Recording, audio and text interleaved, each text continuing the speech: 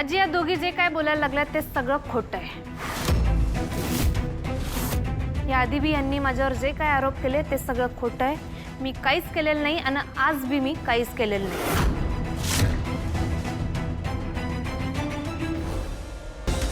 काय कडू आजी, ह्यो सगळा तुमचाच डाव आहे ना? तुम्ही आणि अनेकांना रचलेला मायाजाळ।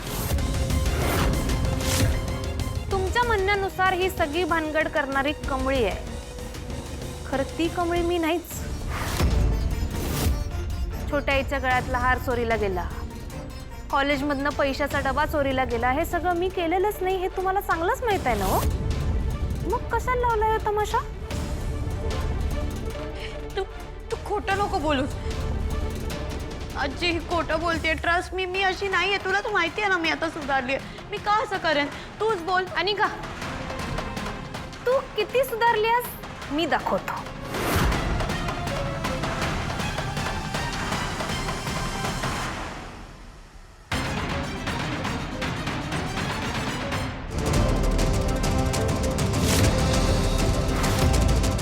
अरे ही तर पळून गेली होती ना?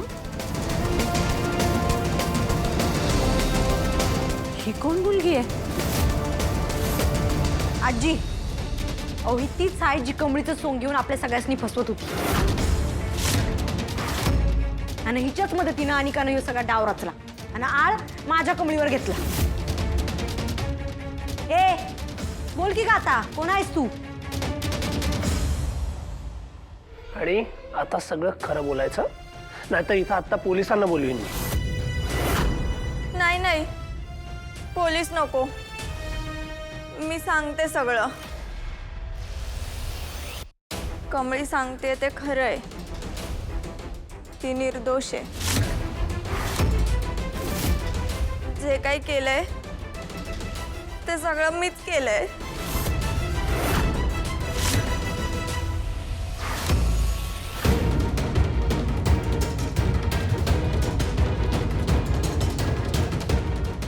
काय नाटक कंपनी झाली नाटकं? चल आता। अरे देवा, काय म्हणायचं या धाडसाला? बघू अगं बाई,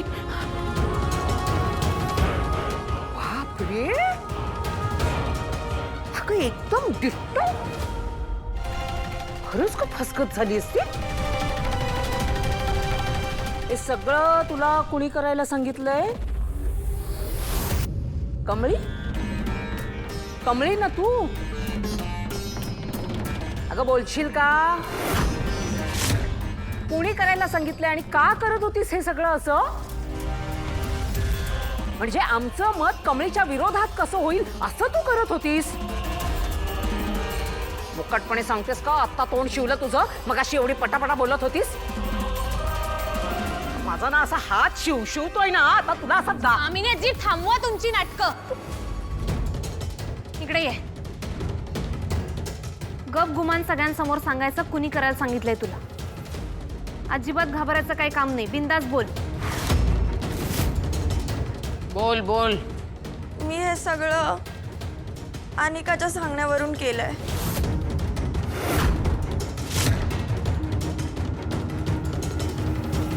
ए खोटं का बोलतेस? हा, ओ माय गॉड आजी, ती खोटं बोलते। मला माहित पण नाही मुलगी कोण आहे। हु आर यू? हा, मी तर आज पहिल्यांदा बघतेय तुला।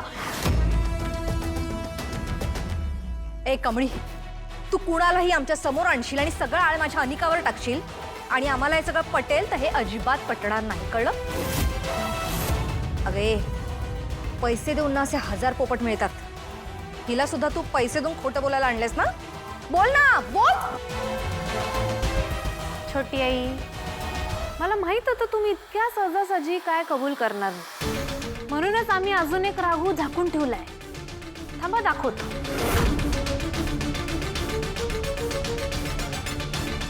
आदित्य आणि हो रागिणी काकू, तुमच्या या सगळ्या पराक्रमांचा व्हिडिओ फुटेज बंड्याकडे आम्ही ठेवलेला आहे। हवं असेल तर दाखवतो।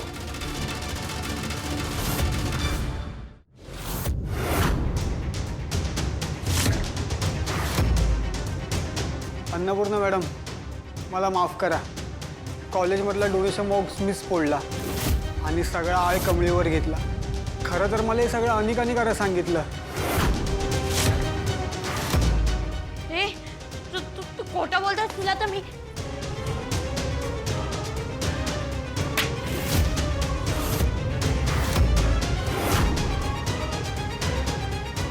आजी अगं पण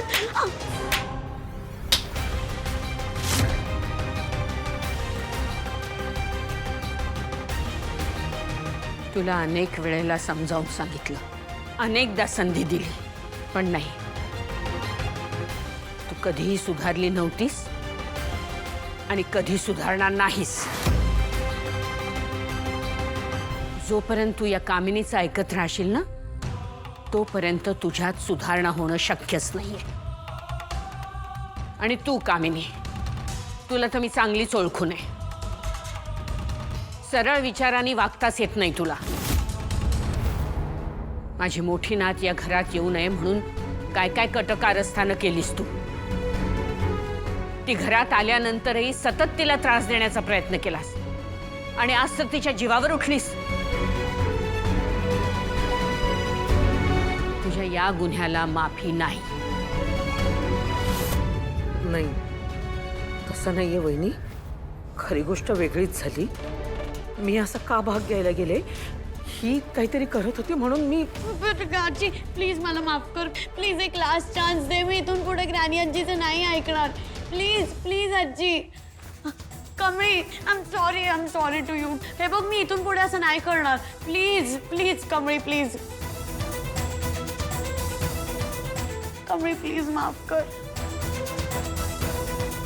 एखाद्यावर चोरीचा आळ घेणं काय असतं हे तुला कवाच कळणार. आणि आज तुला माफी नाही, शिक्षा मिळणार आहे.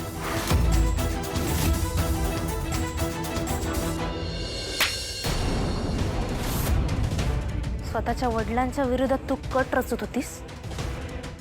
आई आणि आजी बरोबर तू त्यांच्या खोलीत जाऊन दारूच्या बाटल्या ठेवल्यास. मी असं काही केलेलं नाहीये. या क्षणी मी तुम्हाला तिघींनाही घरातून हाकलून देऊ शकते, पण मी आता तसं करणार नाही. कारण ती शिक्षा तुमच्यासाठी फारच कमी असेल. सक्त मजुरीसारखी शिक्षा ही तुम्हाला जास्त त्रासदायक असेल. आणि तसंच काहीतरी तुमच्या बाबत करणार आहे मी. तुम्हाला इथेच ठेवून रोज तुमच्या चुकीची आठवण होत राहील अशी शिक्षा देणार आहे मी तुम्हाला. आता केवळ तुमच्या घरच्यांचा विचार करून आणि तुमच्या भविष्याचा विचार करून मी तुम्हाला पोलिसात देत नाहीये. पण एक गोष्ट कायम लक्षात ठेवा, इथे शिकायला आलात तुम्ही. वाईट माणसांची संगत धरून स्वतःच नुकसान करून घेऊ नका. यापुढे असलं काही तुमच्या हातून घडता कामा नये. निघा आता.